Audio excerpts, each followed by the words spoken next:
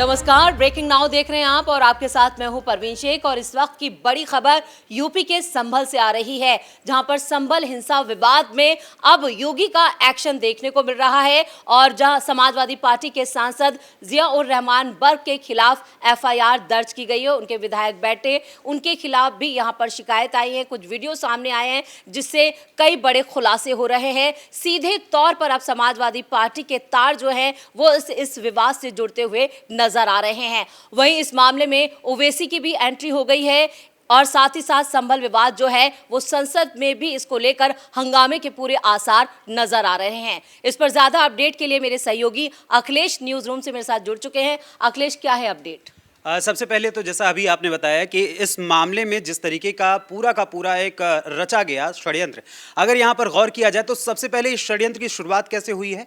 23 तारीख को चुनाव के परिणाम आ रहे हैं और 23 तारीख को चुनाव के परिणाम आने और 25 तारीख को संसद का सत्र शुरू होने से एक दिन पहले इन दोनों के दिनों के बीच में यानी कि 24 तारीख को यह बवाल हुआ और 19 तारीख को जब याचिका डाली गई थी हिंदू पक्ष की ओर से तो कई न्यूज़ चैनल्स, कई लोग ये साझा कर रहे हैं वीडियोस अलग अलग जगहों के। यहाँ तक कि सपा सुप्रीमो अखिलेश यादव भी एक वीडियो क्लिप को काट करके, वीडियो एडिट करके कुछ दिनों पहले यानी कि जब 20 तारीख को चुनाव हो रहा था उस दिन भी अखिलेश यादव ने वीडियो को एडिट करके शेयर किया था और इस तरीके से वो दर्शा रहे हैं कि कहीं ना कहीं वो अपनी राजनीति से थोड़ा सा किनारे होकर एक साइड लाइन में चलते हुए अपना बिजनेस चला रहे हैं कि भाई हम वीडियो एडिटर के तौर पे भी जाने जाएं, हम शॉर्ट्स पर भी काम करेंगे, हम बहुत तेजी से काम करेंगे। तो अखिलेश यादव ने एक और वीडियो क्लिप को यहां पर शेयर किया है अपने प्लेटफॉर्म पर, जहां वो उन्होंने दिखाने की कोशिश की है कि जो वीडियो उन्होंने साझा किया है उसमें यह दर्शाया जा रहा है कि भाई हिंदू पक्ष को सुना ही नहीं गया है। यहां तक कि जो समाजवादी पार्टी के नेता हैं रामगोपाल यादव भी हैं, उन्होंने भी ये बात कही है, रामगोपाल जी ने भी, कि हिंदू पक्ष को सुना गया है और मुस्लिम तबके को सुना ही नहीं गया। लेकिन आपको मैं बता दूं कि मुस्लिम पक्ष की ओर से भी ये बात कही गई थी उस दिन जब याचिका 19 तारीख को डाली गई थी यानी मंगलवार को पिछले। उस समय मुस्लिम पक्ष के जो वकील हैं, शाही जामा मस्जिद कमेटी के अध्यक्ष जफर अली एडवोकेट हैं, उन्होंने बताया था कि टीम ने जामा मस्जिद के हर हिस्से का सर्वे किया है, हम भी टीम के साथ थे, हमने उनका सहयोग किया, हमें नोटिस तामील कराया गया। गौर करिएगा, नोटिस तामील कराया गया। अगर नोटिस नहीं दी गई होती, जो जिया उर रहमान बार बार कह रहे हैं कि बिना नोटिस दिए ये कार्य किया गया, उसके लिए ये प्रमाण के तौर पर साफ तौर पर नजर आ रहा है। दूसरी तरफ जिया उर रहमान जब संभल में ये सब कुछ बवाल हो रहा है तो सोशल मीडिया प्लेटफॉर्म एक्स पर पोस्ट करते हुए, उनका जो पोस्ट है मैं आपको बता दूं कि उन्होंने लिखा, पहला ट्वीट किया कि मैं संभल की आवाम से शांति की अपील करता हूं, हालात को जानकर बहुत दुखी हूं, जो भी जान माल का नुकसान हुआ है यकीनन उसकी भरपाई नहीं की जा सकती। अभी यह फैसला आखिरी फैसला नहीं है, उम्मीद करता हूं इस देश की बड़ी अदालतों और पार्लियामेंट्स जो इंसाफ करेगी। और इसके अलावा दूसरा ट्वीट उन्होंने किया, अल्लाह की अदालत से कोई नहीं बच पाएगा। मैं कल रात ही बेंगलोर में all India Muslim personal law board की मीटिंग में आया था, जैसे ही हालात की खबर मिली वापस आ रहा हूं। कल को पार्लियामेंट में पुलिस ने जो बर्बरता की है उसके खिलाफ आवाज उठाऊंगा और जल्द ही अपने लोगों के बीच में जाऊंगा। लेकिन अखिलेश, जो ये ट्वीट यहाँ पर बर्क साहब ने किए हैं, सवाल ये भी उठता है कि उनके ट्वीट तो जरूर आ रहे हैं और नाम भी उनके खिलाफ एफआईआर भी हो गई है। ऐसे में क्या यहाँ पर अब जिया उर रहमान बर्क की मुश्किलें और बढ़ने वाली हैं? अब देखिए, जिया उर रहमान साहब के मैंने इसमें ट्वीट इसलिए बताया है क्योंकि जिया उर रहमान जो अपनी ट्वीट को कर रहे हैं, उसी जिया उर रहमान ने जब ये बात कही कि 19 तारीख को जब ये सर्वे हो रहा था, शाम के समय सर्वे हुआ, उस समय जिया उर रहमान उस सर्वे में मौजूद थे। जब उन्हें मालूम था कि ये सर्वे हो रहा है, उसके बाद ये अचानक से चले जाते हैं बेंगलोर। और उसके अलावा आज संसद सत्र का जो शीतकालीन सत्र है उसका शुरुआत होना था, उसका आरंभ होना था, जिसमें पीएम मोदी ने अपनी बात भी कही और इससे पहले ही ये कह रहे हैं कि हम बेंगलोर में बैठे हुए हैं और यहाँ पर उन्हीं के खिलाफ जिया उर रहमान और उनके साथ साथ जो यहाँ के विधायक हैं, संभल के विधायक नवाब इकबाल महमूद, उनके बेटे सुहेल इकबाल पर भी एफआईआर पुलिस ने दर्ज कर ली है। आखिर इन दोनों लोग के ऊपर एफआईआर कैसे दर्ज हुई? और उसके अलावा 22 तारीख को जब जुमे की नमाज अदा की जानी थी तो उस दौरान भी जिया उर रहमान के पिता और उसके अलावा 32 लोगों के ऊपर भी पुलिस ने 10 लाख रुपए का मुचलका लगाया था और उन्हें पाबंद किया था। इस परिस्थिति को देखते हुए साफ तौर पर कहीं ना कहीं ये जो अभी आपने कहा ना कि कहीं ना कहीं सपा से ये तार जुड़ रहे हैं। अच्छा, एक ट्वीट में सपा प्रमुख अखिलेश यादव के बारे में भी आपको बताना चाहूंगा। उनका जो ट्वीट है, उनकी जो उन्होंने इलेक्शन का रिजल्ट आने के बाद ट्वीट किया था, उस इलेक्शन के रिजल्ट आने के बाद आखिरी लाइन जो उन्होंने लिखी थी वो गौर करिएगा, बांधो मुट्ठी, तानो मुट्ठी और पीडीए का करो उद्घोष, जुड़ेंगे तो जीतेंगे। ये किस मुट्ठी को बांधने की बात कर रहे हैं? चुनाव परिणाम आने के तुरंत बाद शाम के समय का ये ट्वीट है और उसके अगले ही दिन यहां पर बवाल शुरू हो जाता है। एक तरफ सपा प्रमुख अखिलेश यादव जिस मुस्लिम तुष्टीकरण की बात कर रहे हैं, ये इन पर भारी पड़ने वाला है। बिल्कुल पूरी तरीके से भारी पड़ने वाला है और सपा प्रमुख अखिलेश यादव ने एक ट्वीट संभल मामले पर भी किया और उन्होंने कहा कि संभल में शांति की अपील के साथ ही ये अपील भी है कि कोई भी इंसाफ की उम्मीद ना छोड़े, नाइंसाफी का हुक्म ज्यादा दिन नहीं चलता, सरकार बदलेगी और न्याय का युग आएगा। न जाने कौन से न्याय के युग की बात कर रहे हैं। लगातार अभी कुछ दिनों पहले जब बहराइच में हिंसा हुई थी तो उस समय भी मारे गए रामगोपाल मिश्रा के ऊपर उनकी निगाहें नहीं गई। उनका सवाल सिर्फ इतना था कि मस्जिद के सामने से गुजरते हुए लोग क्यों मोदी और योगी के गाने डीजे पर बजा रहे थे। अगर वहां पर किसी को दिक्कत थी तो लोगों को बातचीत करनी चाहिए थी। किसी भी समस्या का हल हिंसा कतई नहीं होता, चाहे वो हिंदू पक्ष की ओर से की जाए चाहे मुसलमान पक्ष की ओर से की जाए। लेकिन जिस तरीके से बयानबाजी हो रही है, चाहे वो AIM के अध्यक्ष हों असदुद्दीन ओवैसी,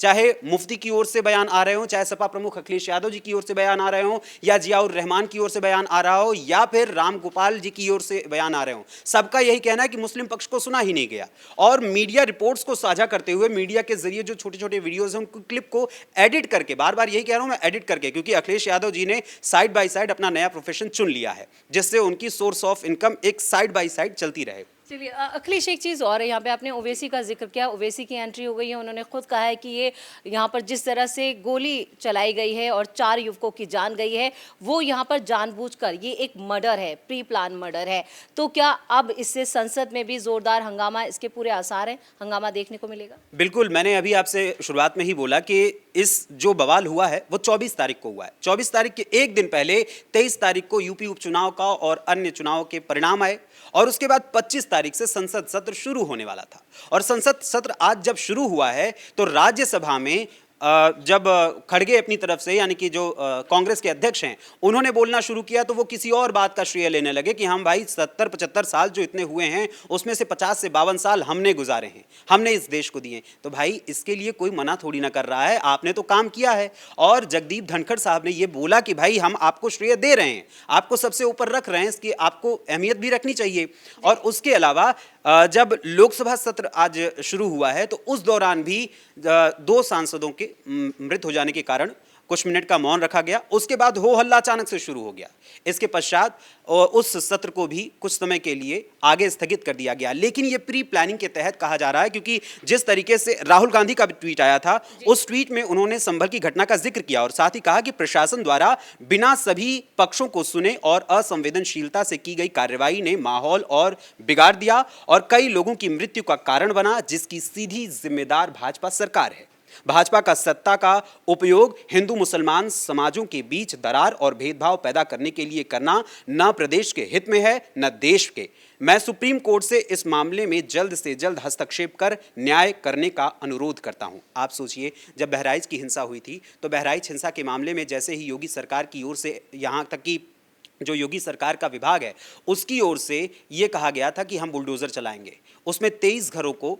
नोटिस भी दिया गया था, 3 दिन का नोटिस दिया गया था। उसके खिलाफ तुरंत सभी लोग पहुंच गए हाई कोर्ट। क्या इस मामले में हाई कोर्ट आप नहीं जा सकते थे? हाई कोर्ट का दरवाजा आपके लिए बंद था। इस तरीके की हिंसा करवाना कहीं ना कहीं ये दर्शाता है कि ये सोची समझी साजिश के तहत किया जा रहा है। लेकिन विपक्ष जो इस मामले पे पूरा सियासत कर रहा है, जो बयान सामने आ रहे हैं वो क्या दर्शा रहे हैं कि ये जो पत्थर, एक मॉब जो इकट्ठा हुआ, क्योंकि अब तक पता नहीं चल पाया ये भीड़ आई कहाँ से थी, ये भी एक बड़ा सवाल है। जी बिल्कुल, कहा जा रहा है कि 4000 लोगों की भीड़ वहां पर आई थी और तकरीबन 3 से 4 डंपर जो ईंट पत्थर इकट्ठे किए गए थे वो आसपास, मस्जिद के आसपास जो ये देख रहे हैं आपकी, दरवाजे बंद किए गए थे। और एक रिपोर्ट भी काफ़ी पुरानी आई हुई है जो अंग्रेज़ों के समय की है रिपोर्ट, उसको भी मीडिया पर साझा करते हुए बताया जा रहा है कि उस रिपोर्ट में वो ASI का सर्वे का रिपोर्ट उस समय का था, उस समय ये बताया गया कि ये जो मस्जिद बनाई गई है, इस मस्जिद में पूर्व में जो खंभे लगे हैं वो हिंदुओं से जुड़े हुए उसके साक्ष्य साफ तौर पर मिल रहे हैं और उनको जबरन ढकने का काम किया गया है।